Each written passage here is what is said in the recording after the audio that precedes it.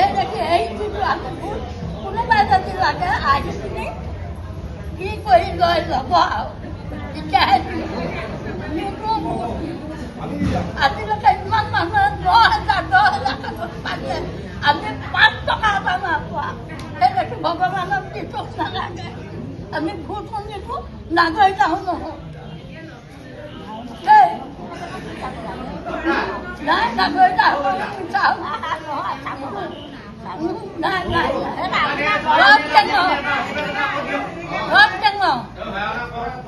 সব কেনো নাই নাই নালাগে ভোট নিদিয়ে মুখখন খাই উপায় এটা মুখখন খাই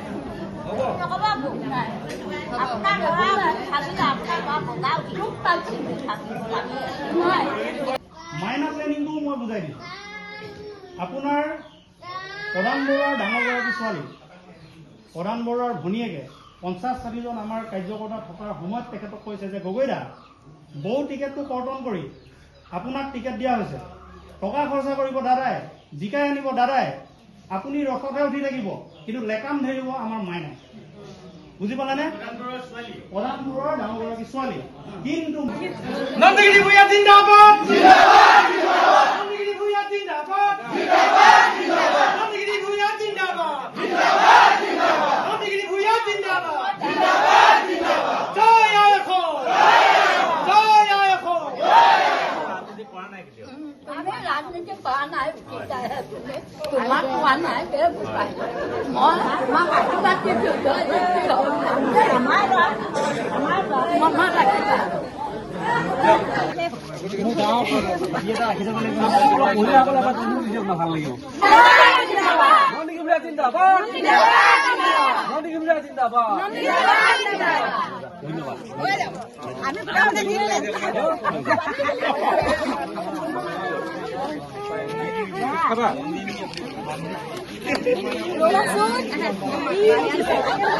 চিচিবগাঁও বিধানসভা সমষ্টিৰ নিৰ্দলীয় প্ৰাৰ্থী নন্দগিৰি ভূঞাই আৰম্ভ কৰিলে প্ৰচাৰ অভিযান আৰু চিচিবগাঁও সমষ্টিৰ পঞ্চায়তে গৈ গাঁৱৰ ৰাইজৰ মাজলৈ তেওঁ যাবলৈ চেষ্টা কৰিছে। এই মুহূৰ্তত আমি পোনপটীয়াকৈ দেখাইছোঁ এয়া 2 নং খলিহামাৰীত তেওঁ এটা হৰিনাম ঘৰত তেনেধৰণে ৰাইজৰ পৰা আশীৰ্বাদ লোৱা এই মুহূৰ্তত আমি দেখা পাইছোঁ। পোনপটীয়াকৈ আমি পৰিৱেশটো প্ৰথমতে দেখাই লওঁ। যিহেতু 9 তাৰিখে যিহেতু ভোট গ্ৰহণ হ'ব তাৰ আজিয়ে যিহেতু তেওঁলোকৰ যি প্ৰাৰ্থিত্ব যি চিম্বল সেয়া দিয়া হ'ব আৰু তেনেস্থলত তেওঁলোকে ৰাইজৰ মাজলৈ যাবলৈ চেষ্টা কৰিছে। সকলো শ্ৰেণীৰ মানুহৰ ৰাইজৰ তেওঁলোকে আশীষ ল'বলৈ চেষ্টা কৰা এই মুহূৰ্তত আমি দেখা পাইছোঁ। আমি পোনপটীয়াকৈ পৰিৱেশটো দেখাইছোঁ। আমি নন্দগিৰি ভূঞাক লগ পাইছোঁ। আমি তেওঁৰ সৈতে কথা পাতিবলৈ চেষ্টা কৰিম। আপুনি নিৰ্দলীয় প্ৰাৰ্থী হিচাপে প্ৰতিদ্বন্দ্বিতা কৰাৰ পিছতে ৰাইজৰ মাজত উৎসাহ দেখিবলৈ পোৱা গৈছে আৰু আজি আপুনি এই জোৰকটা পঞ্চায়তত আহি উপস্থিত হৈছে এই মুহূৰ্তত কি ক'ব আপুনি? মই সকলো ৰাইজলৈ মই অন্তৰৰ পৰা ধন্যবাদ জ্ঞাপন কৰিছোঁ।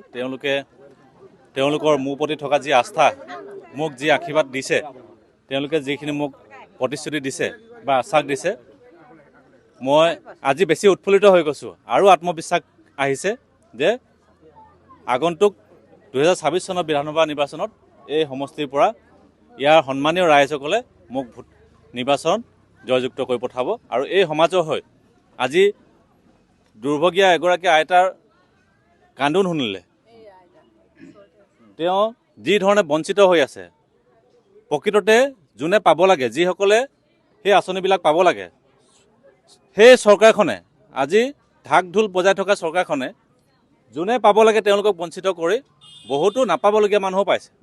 তাৰ ভিতৰত পাবলগীয়া যোগ্য মানুহ আছে, মই সকলোকে কোৱা নাই, কিন্তু মই তেওঁলোকক প্ৰশ্ন কৰিছোঁ আইতাৰ নিচিনা এগৰাকী মানুহে কেনেকৈ আজি বৃদ্ধ পেঞ্চন পোৱা নাই, অৰুণোদয় পোৱা নাই, চৰকাৰৰ কোনো সুবিধাই পোৱা নাই।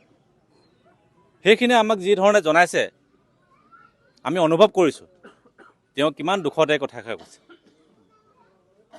সকলো চিচিবগাঁওবাসী ৰাইজৰ আশীষ লৈ আগবাঢ়িছোঁ আৰু মই সকলোলৈ অনুৰোধ কৰিছোঁ মোৰ প্ৰতীকটো হ'ব টেলিভিশ্যন টিভিৰ প্ৰতীক চিহ্নত মোক ভোট দি এই চিচিবগাঁও সমষ্টিৰ ৰাইজে নিৰ্বাচিত কৰক। মই সকলোৱে উন্নয়নৰ হকে কাম কৰিম। কাৰ লগত আপোনাৰ প্ৰতিদ্বন্দ্বিতা হ'ব বুলি ভাবে বিশেষকৈ? ডেফিনেটলি বিজেপিৰ লগতে হ'ব, বিজেপিৰ লগতে মোৰ প্ৰতিদ্বন্দ্বিতা। ইয়াত নিৰ্দলীয় প্ৰাৰ্থী যিহেতু ৰাইজৰ দলৰ বিৰোধী ঐক্যমঞ্চৰ এগৰাকী প্ৰাৰ্থী আছে দুলাল চন্দ্ৰ বৰুৱা, হয়, তেওঁৰ লগত আপোনালোকৰ প্ৰতিদ্বন্দ্বিতা নহ'ব নেকি? মই নাভাবোঁ। বিজেপি যিহেতু অলপ শক্তি আছে, কিন্তু হ'লেও আমি জয়যুক্ত হ'ম। ৰাইজে আমাৰ ওপৰতে আস্থা আছে। ৰাইজে আপোনাৰ আগতে দেখিলোঁ যে খুব উজৰা দেখিছোঁ যে বিজেপিৰ যিগৰাকী প্ৰাৰ্থী তেওঁক আচলতে পুতলা হিচাপে ইয়াত প্ৰতিদ্বন্দ্বিতা কৰিবলৈ আগবঢ়াই দিয়া বুলি ৰাইজে খুব প্ৰকাশ কৰা দেখিলোঁ। হয়, এই সন্দৰ্ভত আপুনি কি ক'ব? সকলোৱে আজি গম পাইছে তেওঁক কোনে প্ৰক্ষেপ কৰিছে আৰু কাৰ মতে চলিব, কোনে চলাব, এইখিনি ৰাজহুৱাকৈ ৰাইজে অনুভৱ কৰিছে। সেই হেতুকে চিচিপাঙা সমষ্টিবাসী ৰাইজে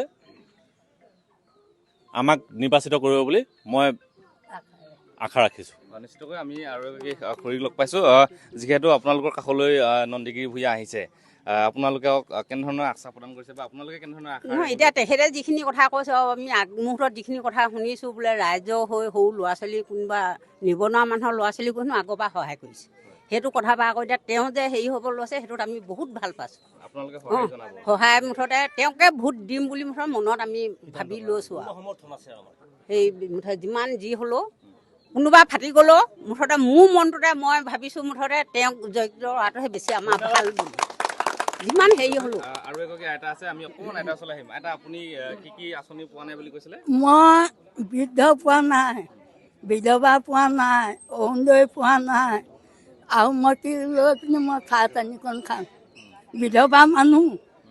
মই সেইদেখি যিখিনি চৰকাৰে চলি আছে, তেখেতলোকে বৰ অন্যায় কাম কৰিছে নে ভাল কাম কৰিছে, এই জীৱনে দেখি আছোঁ, নহয় জানো? এতিয়া এই ল'ৰা ছোৱালীটো উঠিবলৈ লৈছে, তেওঁ কি কৰে মই নাজানো। মোৰ আশীৰ্বাদত তেওঁ যেন জয়যুক্ত হৈ মোক যেন কিবা এটা দলি মাৰি দিব পাৰে, সেই বুলিয়ে মই চিন্তা কৰিছোঁ। নিশ্চিতকৈ এনেধৰণে এতিয়া নিৰ্দলীয় প্ৰাৰ্থী নন্দীগিৰি ভূঞাই ৰাইজৰ মাজলৈ যাবলৈ চেষ্টা কৰিছে। আমি আৰু কিছু লোক আছে, তেওঁলোকৰ কথা পাতিবলৈ চেষ্টা কৰিম। আপোনালোকৰ যিগৰাকী নিৰ্দলীয় প্ৰাৰ্থী আপোনালোকৰ গাঁৱলৈ আজি আহিল, কি? নমস্কাৰ, মই এই 2 নং খলিহামেৰীয়া বোৱাৰী। তেওঁ যিখিনি আমাৰ আগত মন্তব্য দাঙি ধৰিছে, সঁচাকৈ গোটেইখিনি আমি মানিবলগীয়া। আৰু আমাৰ দাদা যেনেকৈ ধেমাজি ডিষ্ট্ৰিক্টৰে নিজৰ একেখন ঘৰৰে সদস্য বুলি ভাবিছোঁ। আমাৰ গাঁৱৰ পৰিৱেশবিলাক যিবিলাক এই যেনেকৈ আইতাজনীয়ে একো পোৱা নাই, আইতাৰ দায়িত্ব হ'ল আমাৰ মেম্বাৰৰ, হয় ন? মেম্বাৰে চকু দিব লাগে গাঁৱত কোনকেইজনী বৃদ্ধ মানুহে কি পোৱা নাই, কি পাইছে, সেইটো বিচাৰ কৰিব লাগে, হয়নে নহয়? আজি আইতাই যে এই ছাৰক এনেকৈ যে ক'বলগীয়া হ'ল, কোনো কথাই নাই ক'বলগীয়া। কিন্তু দাদা ইমানখিনি সমাজ ক্ষেত্ৰত কাম কৰিছে, মোৰ অলপ বিশ্বাস জাগিছে, মানে সমাজ ক্ষেত্ৰত তেওঁ কিছুমান আগবঢ়াই নিব বুলি।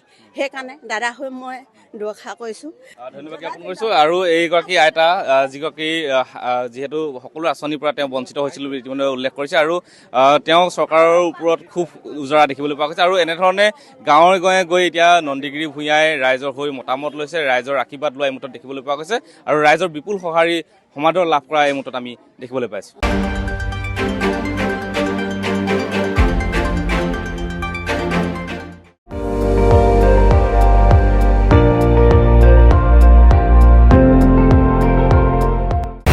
আপুনি চাই আছে ND24, সৰ্বশ্ৰেষ্ঠ নহয় সৰ্বোত্তমৰ দৌৰ।